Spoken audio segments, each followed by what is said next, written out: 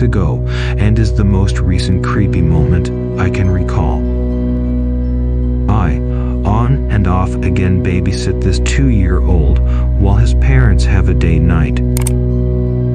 Once, before, my friend was babysitting him, and he started talking to his grandpa, who his parents say he never met, as he had died before the kid was born. So whenever I babysit him, I prepare for something weird like that to happen again.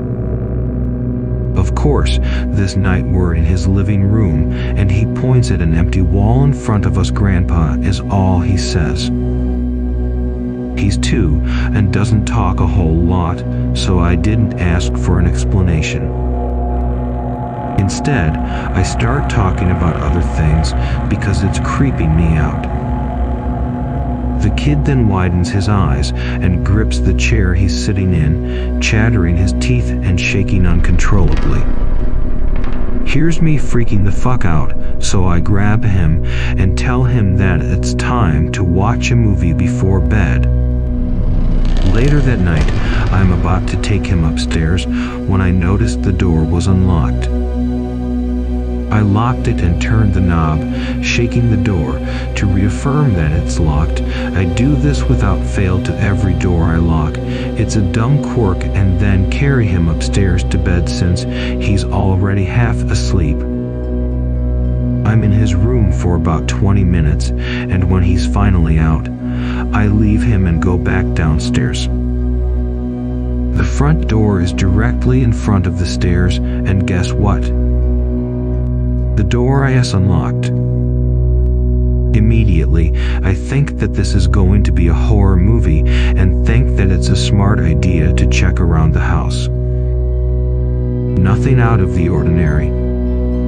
I even go upstairs to check on the kid again. I didn't bother looking in the other bedrooms because I had his door open when we were laying in there and would have seen anyone come up. Anyways, after making sure he's okay, I go back downstairs and watch TV until his parents get home, jumping at every little noise. Freakiest night of my life, and I had to debate for a solid hour when they asked me to watch him again a couple days later.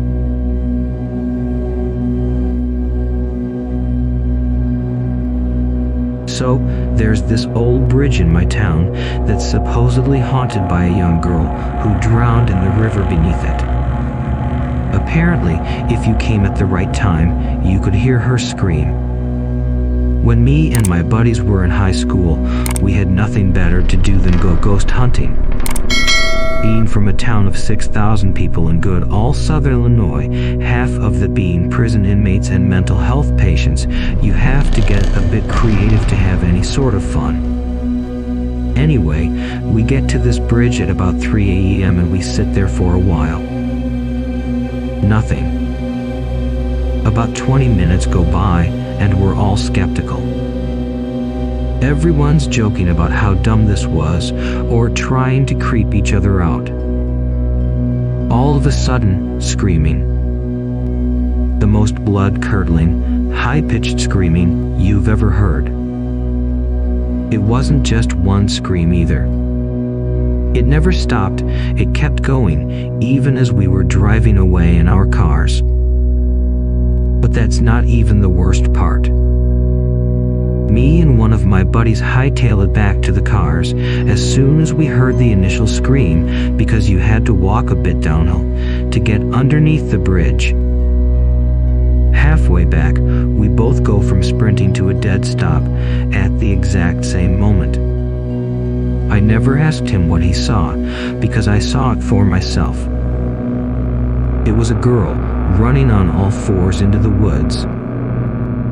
I don't talk about this much because it gives me chills just thinking about it, and nobody ever takes me seriously.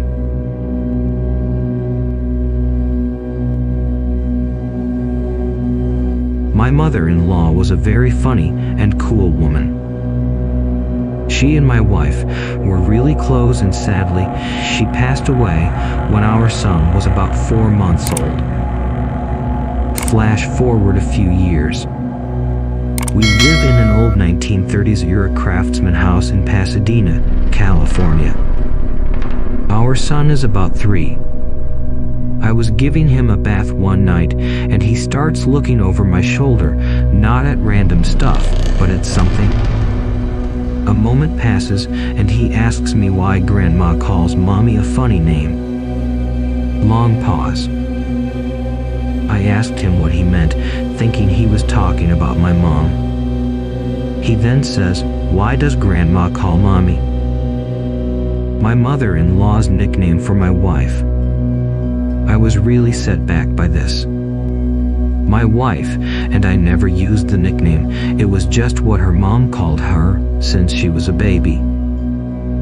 I asked him where he heard that.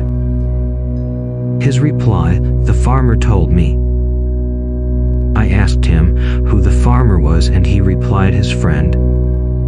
I tell my wife this story later, and she's of course reduced to tears over the whole nickname thing. We both know there is no way for him to know this, and we just kind of marvel at it.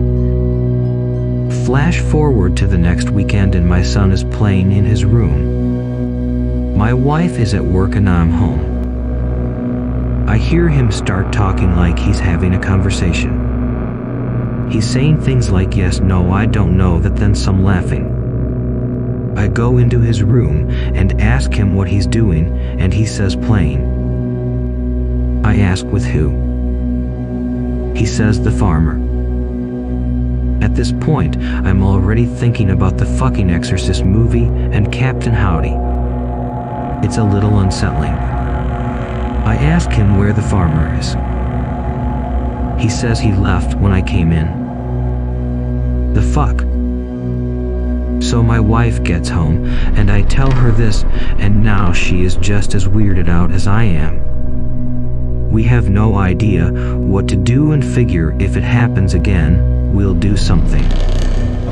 A few days later, in the middle of the night, we both overhear our son saying the following: "Grandma says you and I can't be friends anymore." Wife and I go check on him, both of us a little freaked. He's just sitting up in bed. I ask if he's okay, and he says yay. Grandma says I can't play with the farmer anymore. He never once mentioned the farmer again. Not ever. He's 13 now and doesn't remember any of it. We do though.